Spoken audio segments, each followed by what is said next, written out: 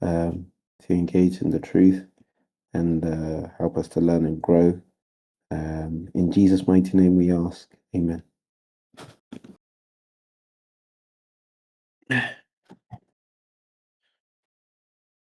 Okay. So, let's see.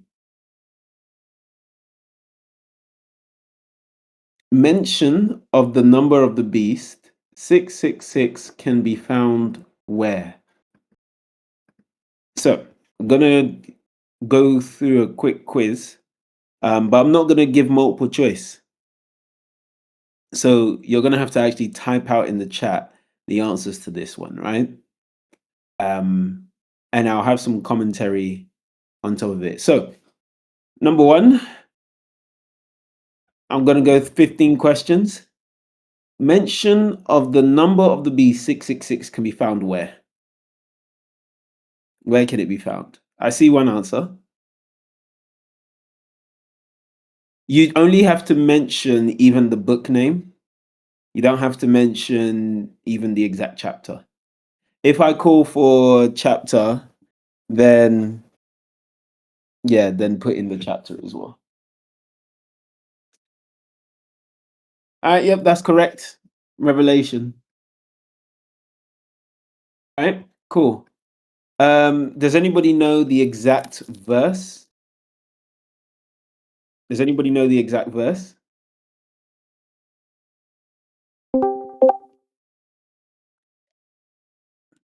Not quite 16. Not quite 16.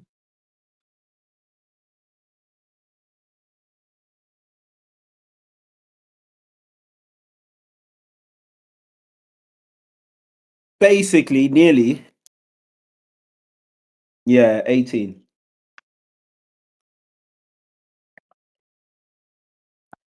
All right. And just quickly as a bonus, how would you explain to someone that this 666 is the name of the Pope?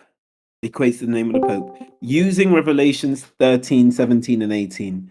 How would you explain this to someone? You're going to need to come off mic to do this one. Latin numerals? Yeah, but what I mean is when somebody reads, and no man might buy or sell, save he that had the mark, or the name of the beast, or the number of his name, right? Here is wisdom. Let him that have understanding count the number of the beast, for it is the number of man, and his number is 603 score and 6. If someone reads that, that can seem like a lot. How do you break that down to someone? Like 17 and 18. If I asked you, how do you break this down? Does anybody want to give it a go? Off mic. Like you're starting with somebody reads this, they have no clue what it's saying. How do you make this as understandable as possible?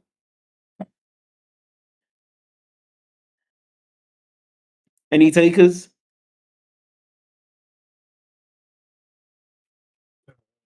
Yep.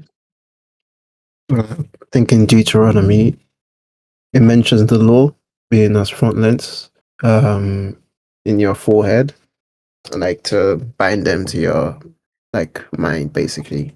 So when it says that, I'm pretty sure in the earlier verse it says that this mark will be in the frontlets or in the mind. It's talking about the sin of the Vatican, and once you figure out who the beast is, you just have to. There's gonna be the part of the beast that has the number that adds up to 666, and I think it's what Vicarious Filii that the Pope uses in official letters in the past, and that adds up to 666. And essentially, by them following the Pope and following the law, the Sunday law, they take in the mark essentially. Okay, so you are on a roll, so I didn't want to stop you, right? That's a great question. That's a great answer in explaining what the mark means. But what I'm more getting to is you're trying to explain that the name of the Pope is 666, right? Because this verse says it is a number of a man and it's 666. So how do we let that person know that actually what we're looking for here is a name that equals 666? Do you get what I mean? Yeah, you can. Yeah, I mean, if you want to explain more, like the name Vicarious, really, I don't know how to spell it properly. So like Vicarious for the idea. V would be 5, I would be 1, C would be what 100. I don't know what A is, and then it Zero. goes on, and then when you add it up, it goes to 66. Okay, not bad, not bad. But my question's a bit more different from that. So somebody's reading this and they're thinking, wait, why are you say what does vicarious filii Dei being 666 have to do with it being the number of a man? Do you see where my question's coming from? I hope somebody gets it. You are correct in stating vicarious filii Dei is 666. But there's something else I'm going for here. Does anyone get my question? Because somebody reads this, no man might bow himself save he that had the mark, or the name of the beast, or the number of his name. Here is wisdom. Let him that hath understanding count the number of the beast, for it is the number of a man, and his number is 603 score and 6. Because you guys are so used to the explanation, if somebody reads 17 and 18, do you realize that it could be they may not quite catch at first what they're looking for, what's meant to be 666? Because let me explain, and then you'll probably see why I was asking this question. Notice it doesn't say the name is 666. Are you catching that? It says the number of a man is 666. But where you would make the connection for the person is saying this man has a number, right? But that number is because of his name. Exactly. That's what I'm going for.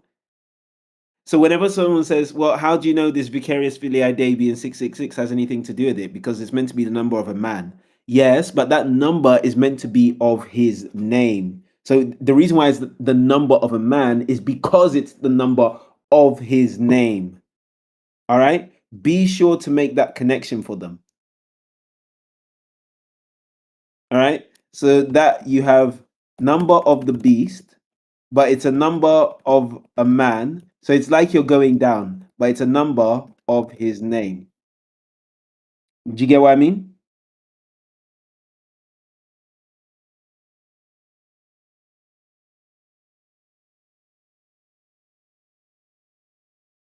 So I just wanted to make that clear because when somebody reads this, they may miss that because they're reading verse 17. They go down to verse 18 and they're like, they forget that the number is meant to be equivalent to the name because they just see number of a man and they may have just forgotten what they just read. Okay.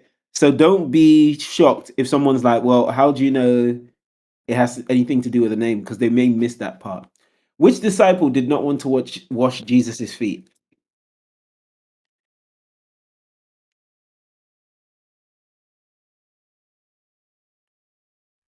I, with my fellow leaders of the Which disciple did not want Jesus to wash his feet? Sorry. Sorry. Just for context for anybody coming in, I'm not giving multiple choice, right? We're going to a harder level. All right. Correct. That is Peter. Does anybody remember the chapter? Does anybody remember the chapter in which the book and chapter where this takes place? There's a certain song.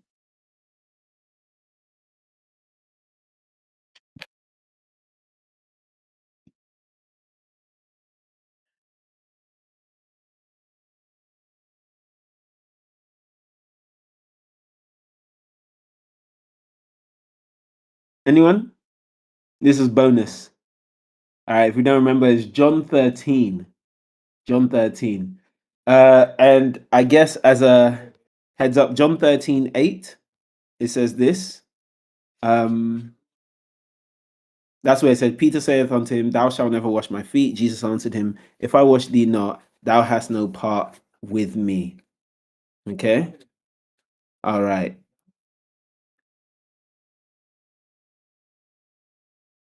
Cool. Cool. Cool. Um, Yeah, let's go to the next one. By the way, a heads up, we should be doing communion in 2 weeks. Okay? So that's just as a first reminder. I'll say it again tomorrow. Why was Mephibosheth, Jonathan's son, asked to eat at David's table? Why was Mephibosheth, Jonathan's son, asked to eat at David's table? Why was Mephibosheth asked to eat at David's table?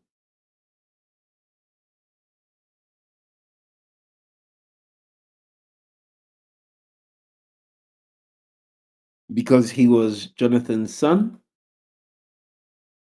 Does everyone else agree? Why was Mephibosheth asked to eat at David's table?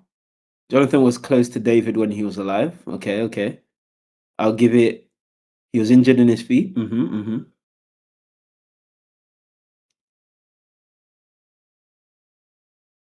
Give it 5, 4, 3, 2, 1. Okay, it was actually because David wanted to show kindness for Jonathan's sake. Now, technically, not because he was crippled, right? David didn't do it just because he was crippled. I believe he finds that out after, but he wanted to show kindness to Jonathan's household. And it's true, Jonathan was close to David when alive. Who was Jonathan? Who was Jonathan?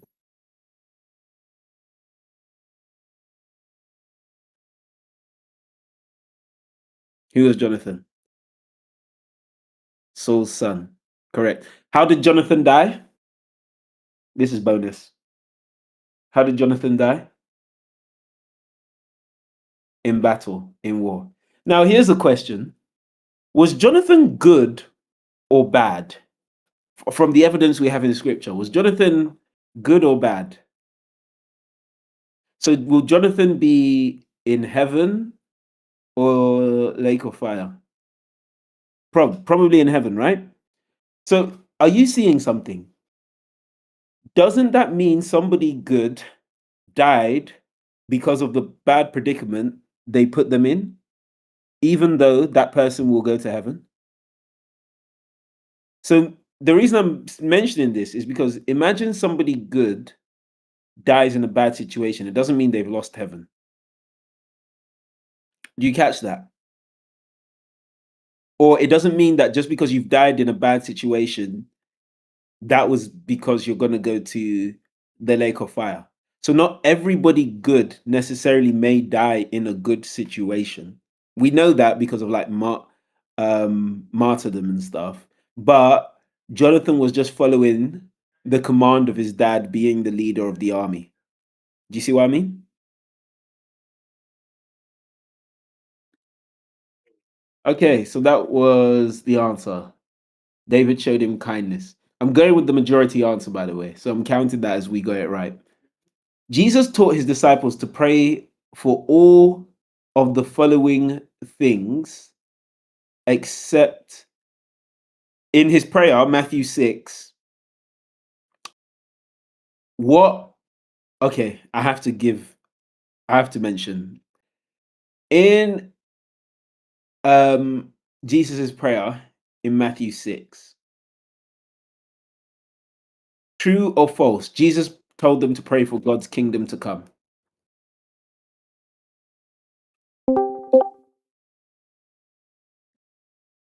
True or false? Jesus told them to pray for forgiveness.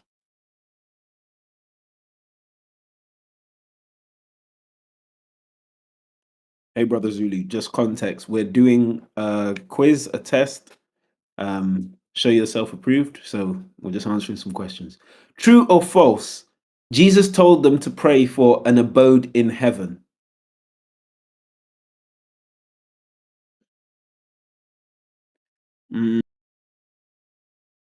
That is correct. And lastly, Jesus told them to pray for daily bread. True or false?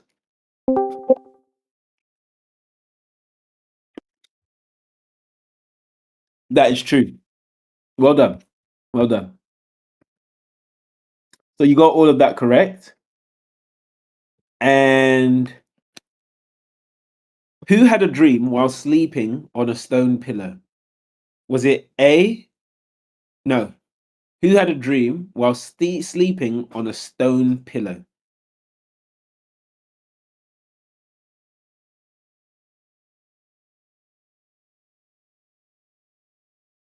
Five, 4, 3, 2, 1. That's correct. But what was the dream about? Does anybody know? What was that dream? More specific than Jesus. Well, it's part of it. Uh-huh.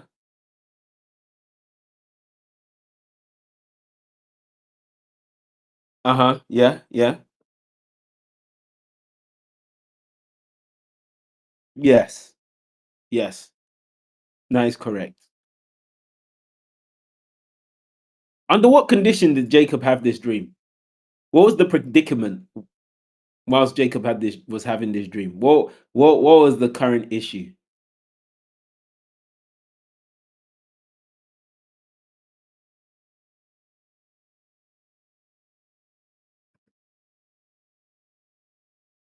Mm-mm. Okay. You know what? We seem a bit divided here. Does anybody want to explain their answer?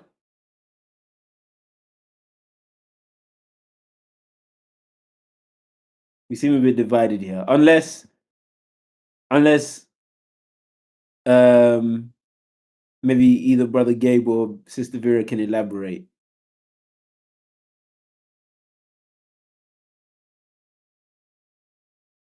Any elaborations? Well, when I say the predicament. So, Mhm. can you hear me? Yeah. So Jacob ran away from home because he stole Esau's birthright. And then he prayed to God and said, if you bring me back to this place, then I'll serve you and pay a tithe, etc. And then he had a dream, and that was the dream. Okay. Sister Vera, is that what you Yeah, that that dream was showing to Jacob that God will be with him. Okay. Yes. So, and Sister Caroline, that's the part of running away from Esau that you're referring to? Okay, so him leaving home. Does anybody remember the chapter? Bonus? You've already got this correct, but I'm just going deeper. 21? Maybe that was a bit of a... Does anyone remember the chapter? This is a bit of a bonus. If you don't worry. I think Genesis 21. Genesis 20. 22? All right, think on this one. Genesis 20, what verse do we usually use there to show Godhead? Right? So imagine what's taking place there and who is alive at that point. Okay. I think we're getting there. All right, it's Genesis 28. Right, it's Genesis 28. 20, 21, and 22 are Abraham. Okay. In fact, even to 24, 24 is the new wife, right? Abraham getting a wife for Isaac, I believe. So remember that. All right. What was the first reaction of the man who lived among the tombs when he saw Jesus? What was the first reaction of the man who lived among the tombs when he saw Jesus? Does anyone have an idea? What did he do when he saw Jesus, the man who lived among the tombs? What did he do?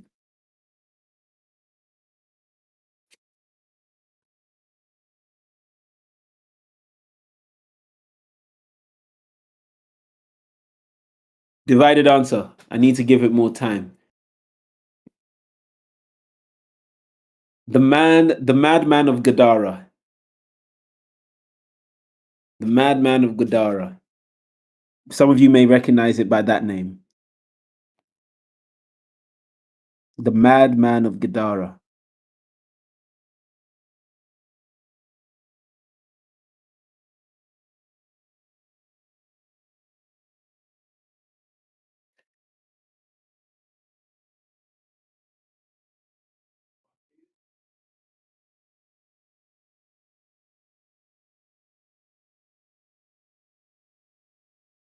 Okay. I will close with that answer. That is true. He ran to Jesus. Bonus if you recognize what else he did, cried out and fell at him. Yes, that's correct. Nice, Brother Jay. Yeah, so he actually ran towards Jesus. So, wait 1 second. All right. God knew the Israelites would want a king in the future, right? So, which one of these commands is true? He must be one who God appointed. True or false? So basically, God is the one picking the king. True or false?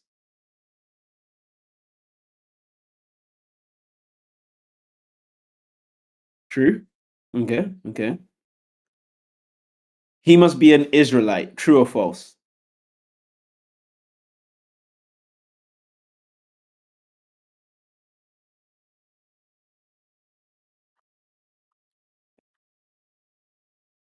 Five, four, three, two, one.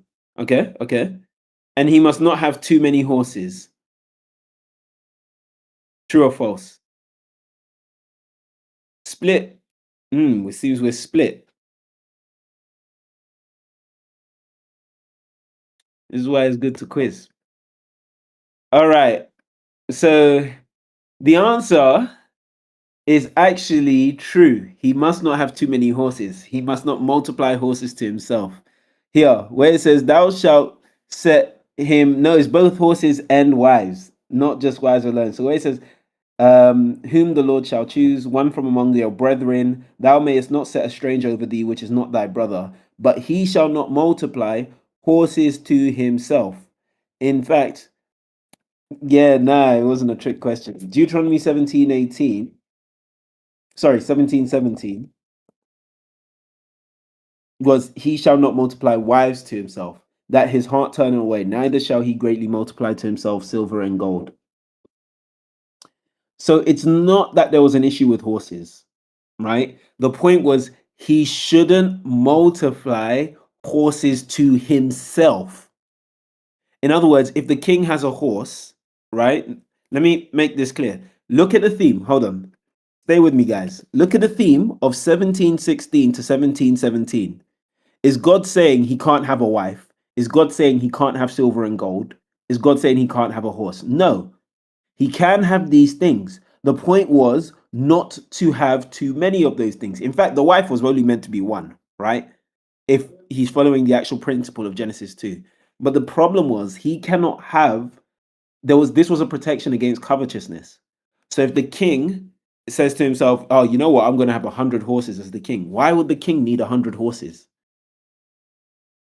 A king doesn't need 100 horses. Do you know what that would be the equivalent of in this modern day?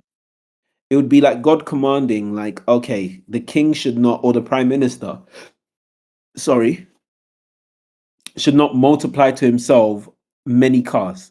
Is God saying he can't have a car? No, he's not saying he can't have a car or two. But the point was that if it becomes excessive, it's an issue, right? So he should have as much horses as he would need.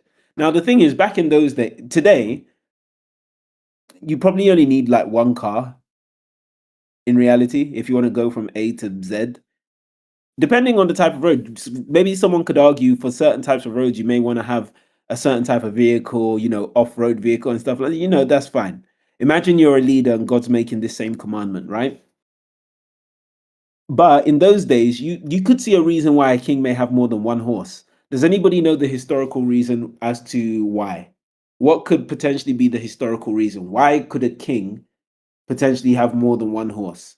Even though we're saying don't multiply horses like too many. Battle.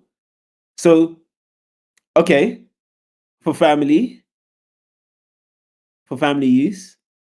Now this gets for servants to travel. Okay, so I'm talking about not necessarily a horse for his servant, but himself. He himself. Why could it be potentially feasible that a king may have like maybe 3 horses. Breed, status symbol, one for work. All right, so let me break this down, right? Historically speaking, well, think about it. If you want your car to have enough, if you want to go from A to B with your car, what do you put into it? What do you put into it? For those of you that drive, what do you put into your car? Petrol, right? You put fuel. The amount of fuel determines how far you can go with that car, right? And if your fuel drops to 0, it's really easy to charge back up that fuel. You just press a button. It just depends on how much money you have, right? If a horse gets tired, can you just regenerate its energy in like 5 minutes or 50 seconds at a pump? No. It typically needs to rest for some time, right?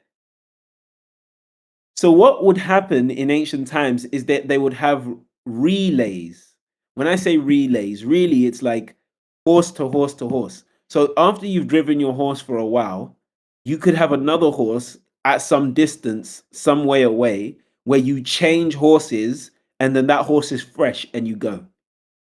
This is usually for messengers, but I'm saying that you could potentially see why a king may have more than one horse. He may have royal sanctioned horses at a certain point where it's like, okay, if ever I'm traveling to this city, I will travel up by horse to this city and then I'll switch horses from there to go to that place and switch horses from there. That way it reduced the time of travel. Does everybody get that? So before cars, this was something people used to do. And in fact, when people would go to battle, do you know a lot of the time people would not go to battle with one horse? In fact, the Mongolians were quite famous for this. Well, some armies would not go to battle with one horse. The Mongolians were very fresh energy. Does that make sense? So you could see how a king may try to justify in that day, but I need multiple horses. You can see how someone may try to justify it, but the idea would be enough as you need. All right. Who said this? The Lord hath filled me with bitterness. He hath made me drunken with wormwood. Who said that in the Bible? The Lord has filled me with bitterness. He has made me drunken with wormwood. This is a tough one.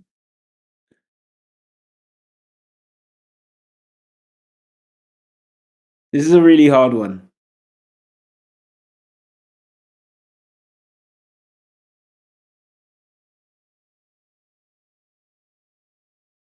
The Lord hath filled me with bitterness. He hath made me drunken with wormwood. David one is different though.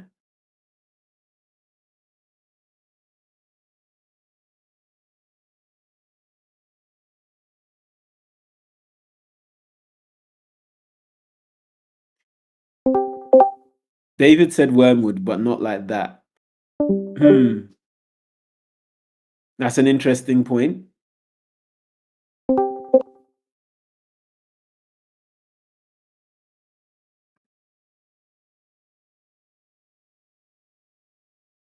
Doesn't Isaiah mention what you tell me? You tell me. You tell me. I can't tell you.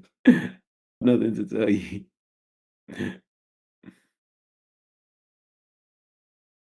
All right. 5, 4, 3, 2, 1. So the answer is actually Jeremiah. It's actually Jeremiah. It's Lamentations 3:15. You gotta read Lamentations, man. He had filled me with bitterness. He had made me drunk with wormwood. Does anybody know the context? What's the context? What's the context? Destruction of Judah. Yeah, and the temple. Exactly. That's why Jeremiah said it. But I wouldn't be surprised if we find wormwood in the Psalms. right? No, it's not in the Psalms at all. No, David never uses the word wormwood.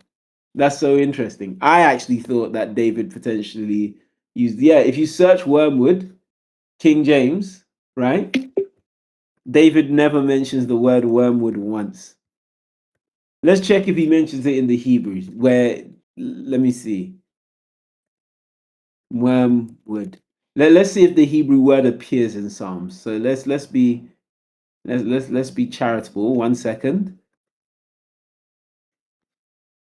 No, not even in the Hebrew.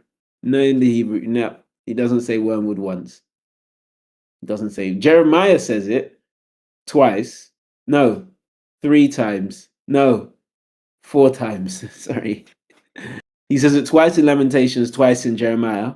Solomon says it once. Amos says it twice, basically. And you see it in Deuteronomy. Not bad, not bad. That was quite a tough one. So only one wrong so far. Remember, we got 15. According to Psalms, which kind of sword was to be used to execute vengeance upon the heathen? Was it? I'm gonna have to. Yeah. According to Psalms, what kind of sword was to be used to execute vengeance upon the heathen?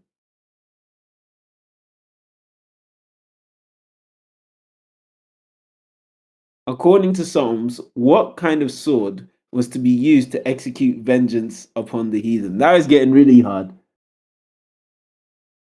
Double-edged?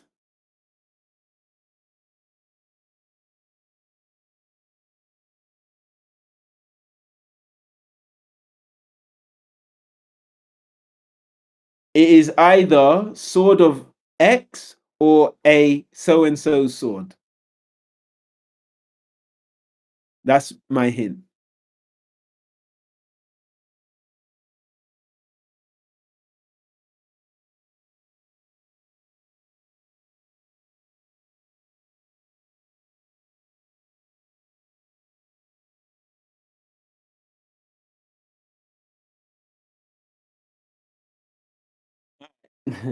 Let's consolidate the answers. What are we going for here? What are we going for here? So I see double-edged. I see sword of righteousness.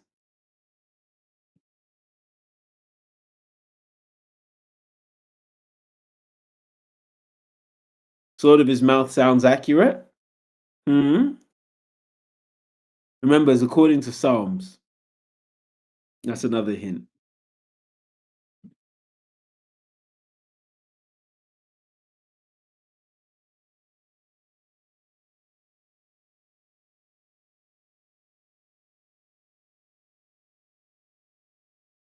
Sword of Goliath. Huh? I think he's just throwing out swords now. What type of sword? Double-edged? Okay. Let me lock in your answers. So two-edged or double-edged seem to be the most chosen one. That is correct. That is correct.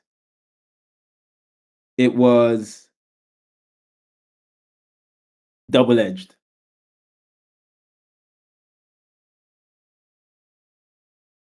All right, question 10. How many chapters are there in 3rd John? Two-edged, double-edged, I'm taking that as the same. How many chapters are there in 3rd John?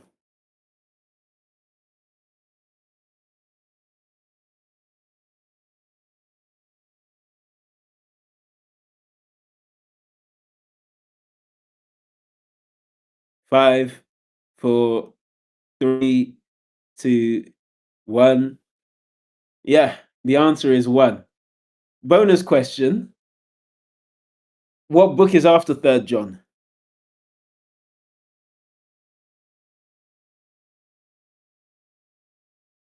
What's before 3rd John?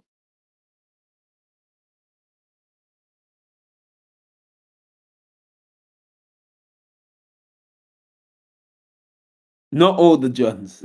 Yeah, 3rd John. How many chapters are in 2nd John?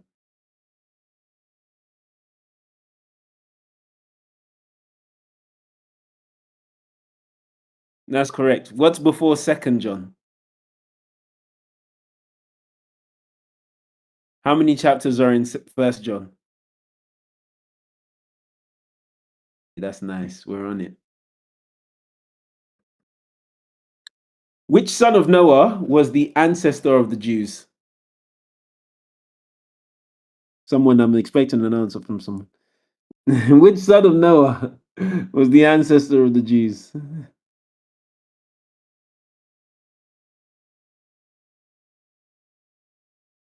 Which son of Noah was the ancestor of the Jews?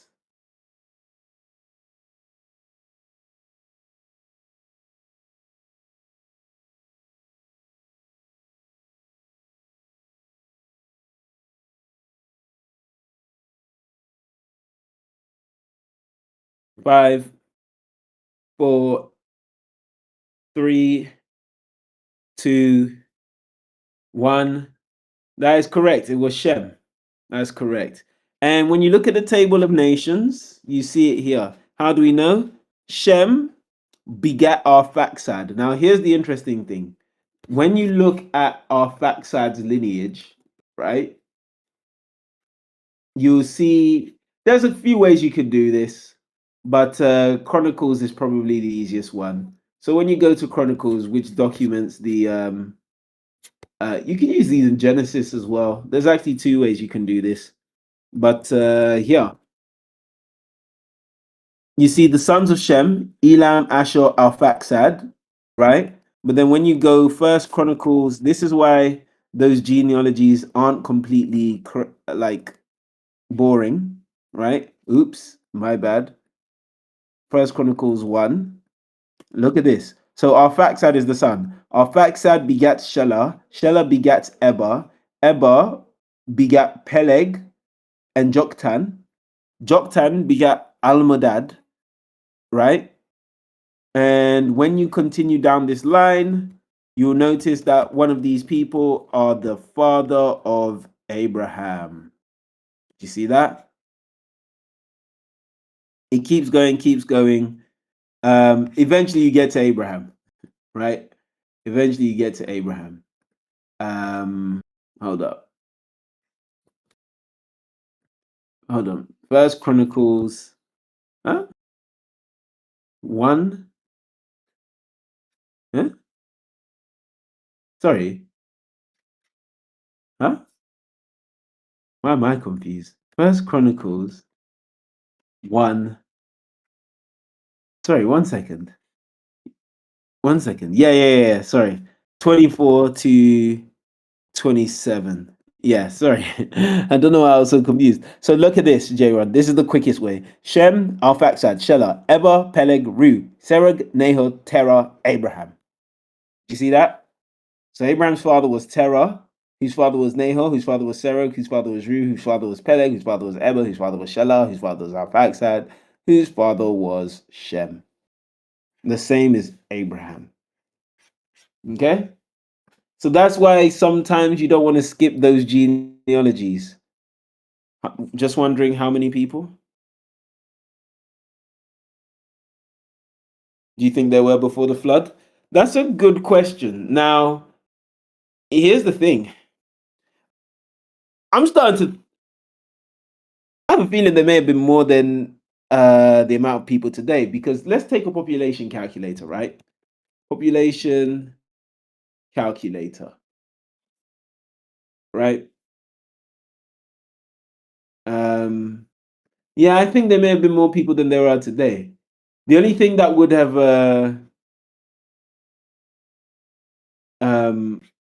wait, let me see. The only Hear me out.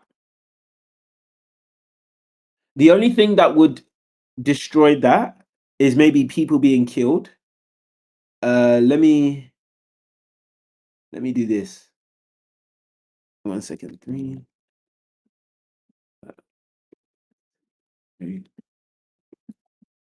Let me show you growth rate of water.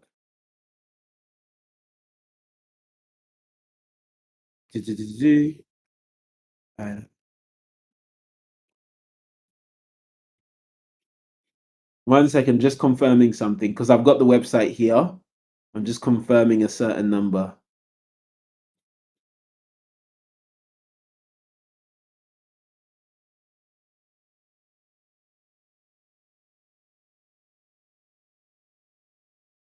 Roughly.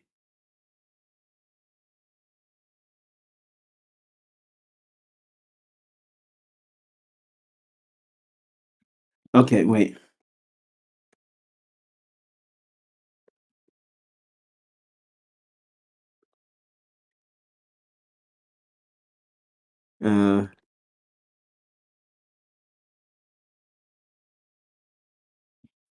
Okay, 1 second. What's our current growth rate? Current growth rate, world population. So our current growth rate is 0.85 to 0.9% a year. Yeah.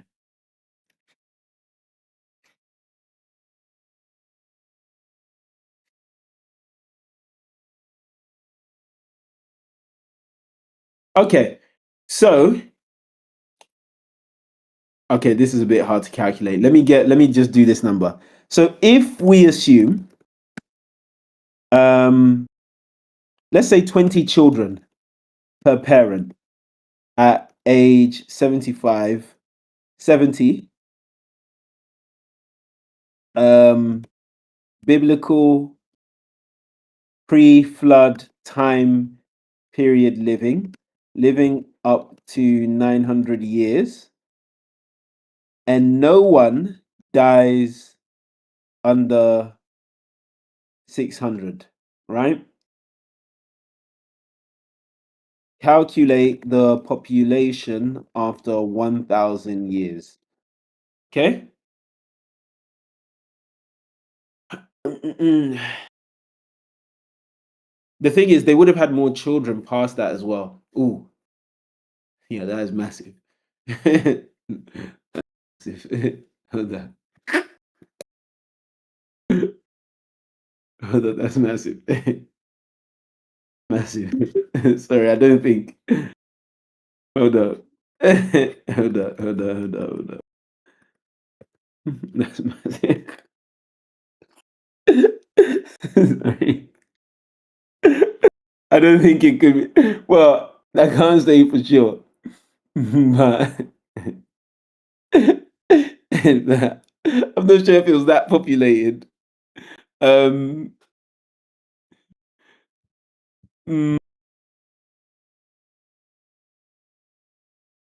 it's not impossible though. It's not impossible. Like if we just assume, right? Let's say Adam and Eve, they have some kids, but they also had daughters, right? They had sons and daughters. So Adam and Eve alone could have had like 40 children. Now, if all of their children do the same thing and people are barely dying before their fathers, remember what Sister White said? It was strange to see someone die before their father. So old age is not really a reason why someone's dying, meaning the only reason someone might die is because of death, like someone being killed, right? If they're not hitting the age of like 800 or 900, it means that they're having like who knows how many kids, right? Like maybe 20 plus kids. And at the same time, they're not dying till like 800 or 900 unless someone kills them. There's very little that stops the population growth. Do you see what I mean? Now, maybe this number is too generous, right? You don't have to take this number at all. But could there have been more people than people today?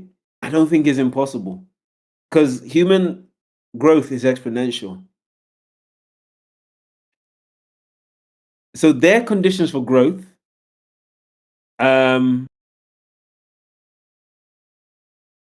yeah, their conditions for growth, remember, is higher than our potential for growth. And think about this: a third of the angels will be replaced by humans. So think however many angels there could have been. Needs to be the amount of good humans throughout time. Anyway, or at least the third. So the evil angels came to the earth. No. So that's what the Protestants believe, and some Catholics as well. But the Adventist position is Genesis 6 is the sons of men were disobedient, and the sons of God were just the obedient children. So, like a Christian would be a son of God, an unbeliever is a son of men. Does that make sense?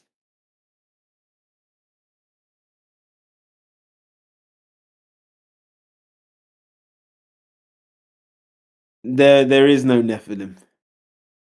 Everyone was big before the flood. There is no Nephilim. Where people get the idea Nephilim from is an exaggeration on the Hebrew word Nephil, right? When Moses says there were giants in the earth in those days, Genesis 6:4. So people look at the word giant, and that word is Nephil. Nephil. Strong's H5303. Nephil. That's how he always sounds. And obviously, when you click on it, people are like, okay, these are the Nephilim, right? But it's just basically a word for tyrant or giant. So the idea is that you can look at it in two ways. Some people will look at it like, okay, these people before the flood, Moses is just saying how people were giant, like in stature. And then the other way, which is still fair, is that Moses is trying to make clear that these people were tyrants. Like there were some people that were like more prominent, basically. So this is what you see in the Hebrew: bully or tyrant, etc. The same word is used in Numbers 13. Okay.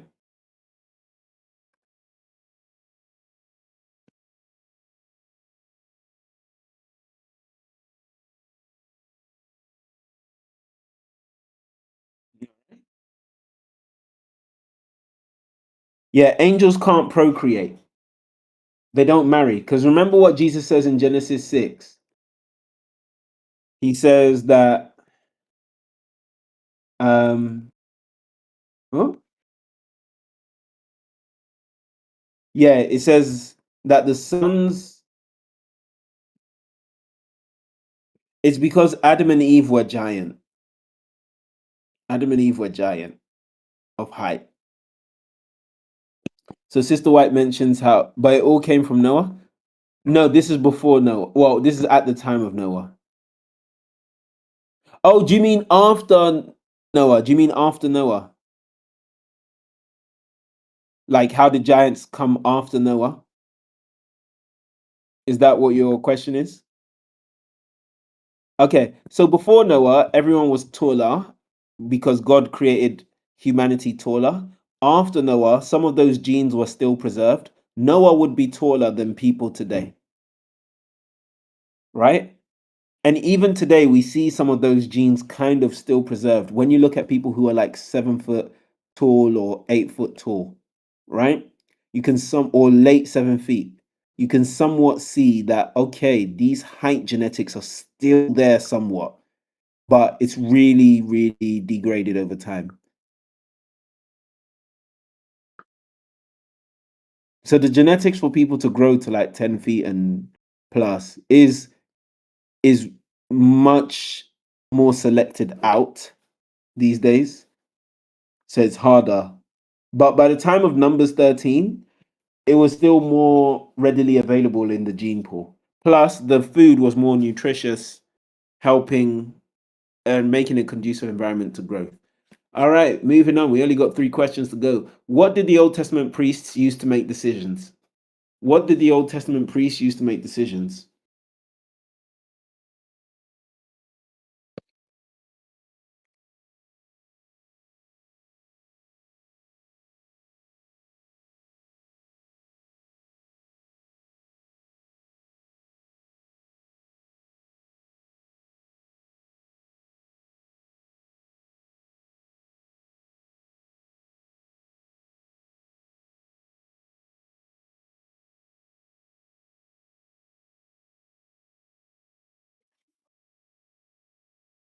Urim and Thummim.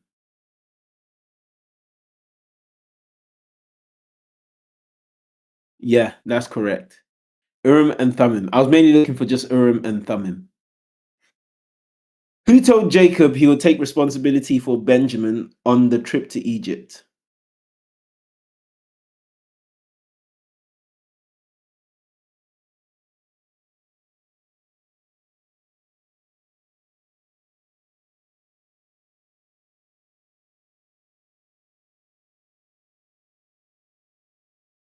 Okay. When Joseph wants to see Benjamin, right? And he says, one of you will stay here, the rest of you will go. Who takes responsibility that?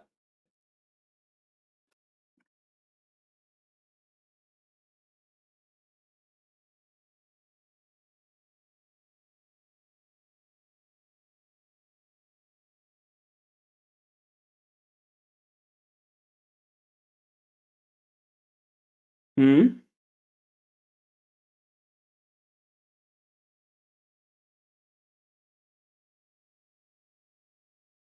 5, 4, 3, 2, 1. All right, the answer was indeed Judah. Correct. Judah in Genesis 43:8 says, and Judah said, send the lad with me, and we will arise and go, that we may live and not die, both we and thou, and also our little ones.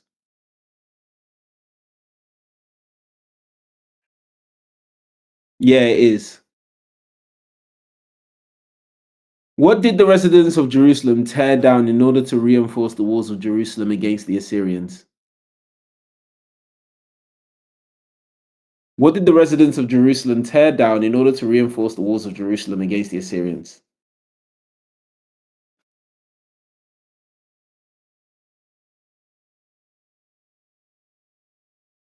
I'll come back to your question, Jay. What did the residents of Jerusalem tear down in order to reinforce the walls of Jerusalem against the Assyrians? Idols?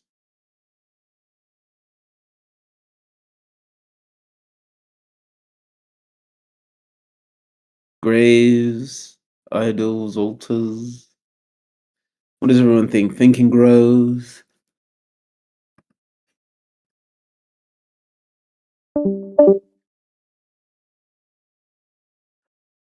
Five, 4, 3, 2, 1. The answer was their houses. The answer was their houses. So they broke down their own houses to reinforce the walls.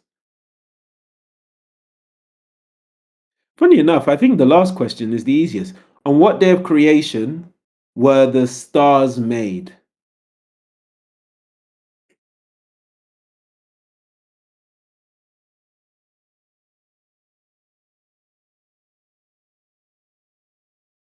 Ten, 9, 8, 7, 6, 5, 4, 3, 2, 1. Yep, that is correct. So Genesis 1:16, he made the stars also. Now, here's the thing. Bonus question before we close. When it says stars here, what's it most likely referring to? What's it most likely referring to?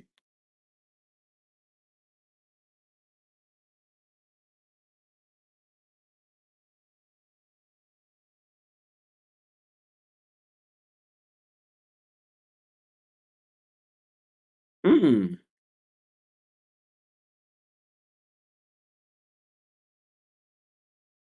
Nearby planets. Yeah.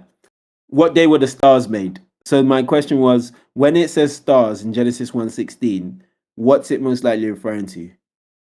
And it's most likely referring to the planets around us. So like Jupiter, etc. Because when you look, for example, at the book of Jude, Jude mentions wandering stars, right? Those would be comets. So they counted comets as stars because they look like stars in the sky. They just had one word to describe all of it. So if you had a planet, it was called a star. It doesn't mean that they thought they were all the same. Like, it doesn't necessarily mean they thought, oh, Jupiter is like Betelgeuse, the actual sun star. It doesn't mean they thought they were the same, but rather they just had the same word for all of them. Okay?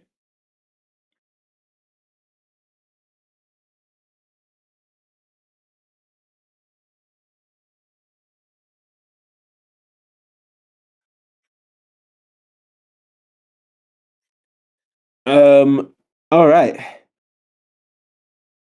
So, if we can, we'll kneel, we'll close out in prayer.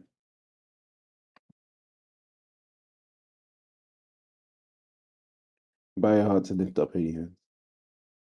Dear Heavenly Father, we want to thank you for this evening and thank you for this time of study and increased learning and revision. We want to pray, Lord, help us to remember these verses and these lessons as we go into Sabbath, and remind us of them in Jesus' mighty name we pray. Amen. Okay. No, good showing. Good showing. I think overall, it was about, wasn't it 14 out of 15? Pretty much sure it was 14 out of 15. Sorry. Lost track.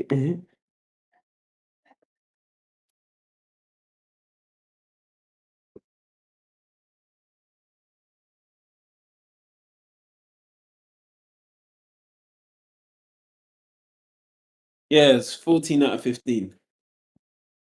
So good stuff. Good stuff. Well revised.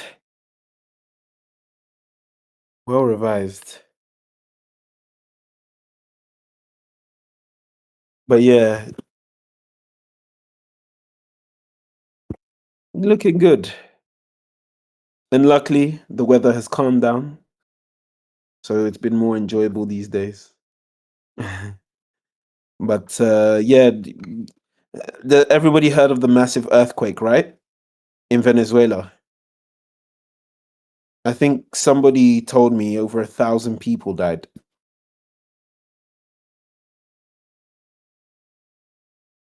Let me double check the death count, actually. I could be wrong.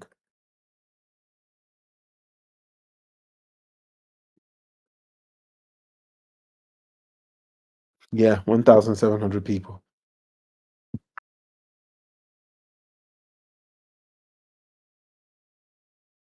$1,700 people.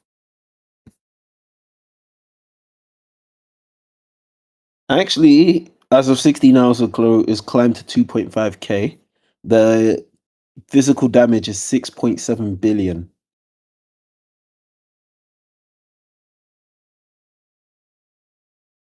In US dollars.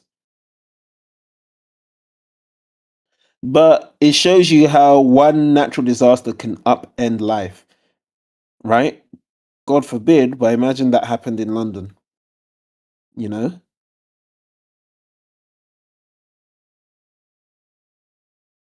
That would be new. That changes a nation.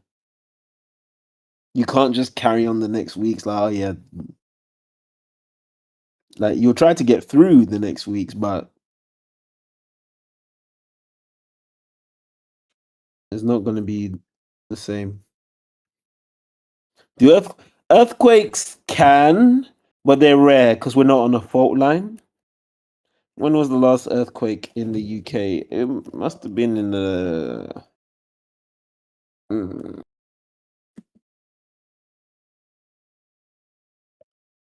me see.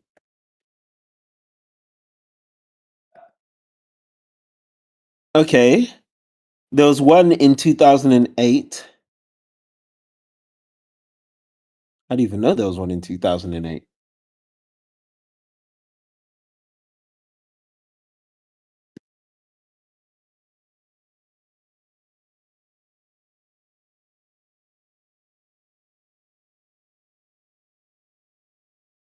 Like, there may be minor ones. Here is usually storms.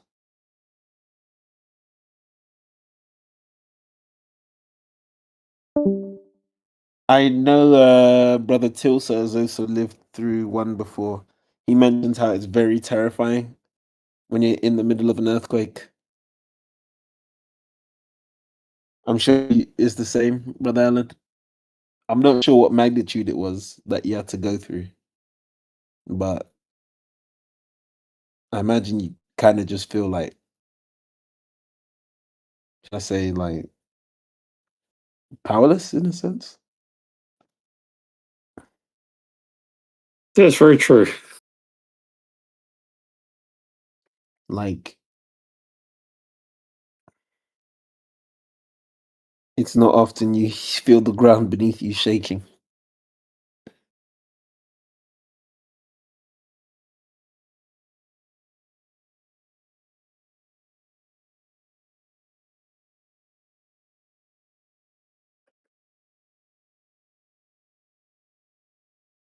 Oh, Zulu, is your mic working?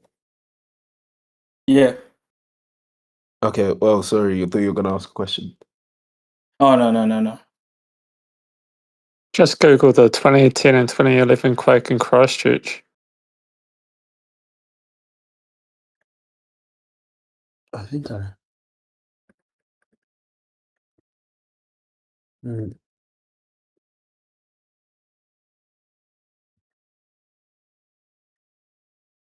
Oh yeah, that was a magnitude 7.1.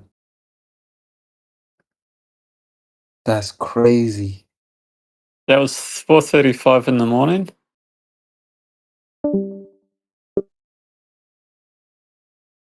7.1. The other was 6.3 and it was 12:51 p.m. So this makes me think, right? Revelation 16 mentions that there will be a great earthquake, right? That hits Babylon. And if it's the greatest earthquake ever, that means it has to be, what's the highest ever earthquake in? I mean, the highest would probably be the Lisbon one, but we don't have anyone that recorded it. Highest earthquake in recorded history. Let me see. 9.5 Great Chilean earthquake, meaning that whatever earthquake is going to happen, it's gotta be above a 10. It's gonna be above a 10. Revelation 16. Yeah, I agree.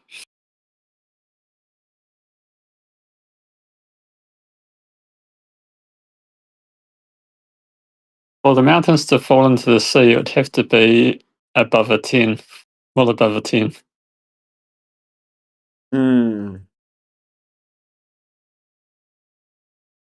Man, that's scary. Yeah, because that will cause tsunamis.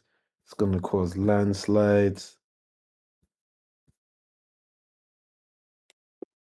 Yeah, that's gonna be insane.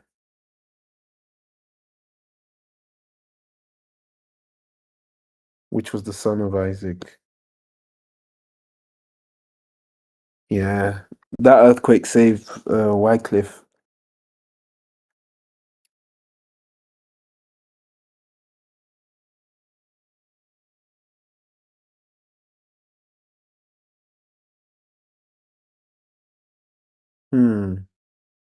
But yeah, if anyone has questions as well, feel free.